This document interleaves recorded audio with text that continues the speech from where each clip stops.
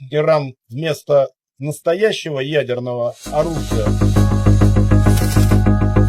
তেহরানের আকাশে তখন শোকের কালো ছায়া, আর সেই বিষাদমাখা আবহে দাঁড়িয়ে রাশিয়ার হুঙ্কার যেন উত্তপ্ত পারস্য উপসাগরের বাতাসকে আরও তপ্ত করে তুলল।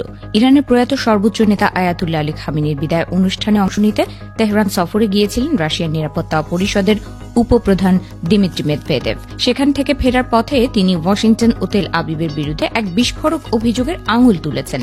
মেদভেদেভের সাফ কথা, ইরানের উপর মার্কিন ইসরায়েলি সেই ভয়াবহ হামলা ছিল সম্পূর্ণ অকারণে এবং উস্কানিমূলক।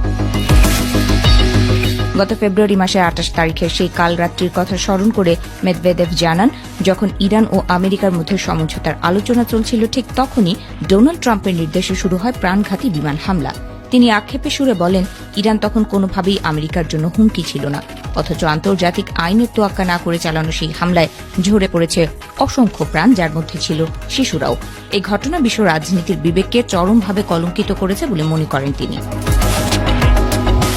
মেদভেদেভ আরও দাবি করেন, যুদ্ধের অনেক আগে থেকেই রুশ প্রেসিডেন্ট ভ্লাদিমির পুতিন ইরানের পারমাণবিক কর্মসূচির শান্তিপূর্ণ সমাধানের জন্য একটি রোড ম্যাপ দিয়েছিলেন, কিন্তু সেই প্রস্তাবের কোনো গুরুত্ব না দিয়ে আমেরিকা ও ইসরায়েল সামরিক শক্তির দম্ভ দেখাতেই বেশি আগ্রহী ছিল। তার মতে ক্ষমতার এই অন্ধ প্রদর্শন কেবল মানবিক বিপর্যয়ই ডেকে এনেছে। তবে ধ্বংসস্তূপের মাঝেও ঘুরে দাঁড়ানোর অনন্য দৃষ্টান্ত দেখিয়েছে ইরান। মেদভেদেভের পর্যবেক্ষণে যুদ্ধের ক্ষত শুকিয়ে তেহরান এখন আবার স্বাভাবিক ছন্দে ফেরার চেষ্টা করছে। তিনি ইরানের ঘুরে দাঁড়ানোর এই সক্ষমতাকে সম্মান জানিয়ে বলেন, এই কঠিন পরীক্ষার মুখোমুখি হয়ে দেশটি যে মর্যাদার সাথে টিকে আছে তা সত্যি বিস্ময়কর। এই সংঘাতের ভেতরেই ইরান বিশ্বকে তার ক্ষমতার এক নতুন সমীকরণ শিখিয়ে দিয়েছে। মেদভেদেভ স্পষ্ট করে বলেন, পারমাণবিক অস্ত্রের চেয়েও বড় এক মারণাস্ত্র এখন ইরানের হাতে, আর তা হল হরমুজ প্রণালী।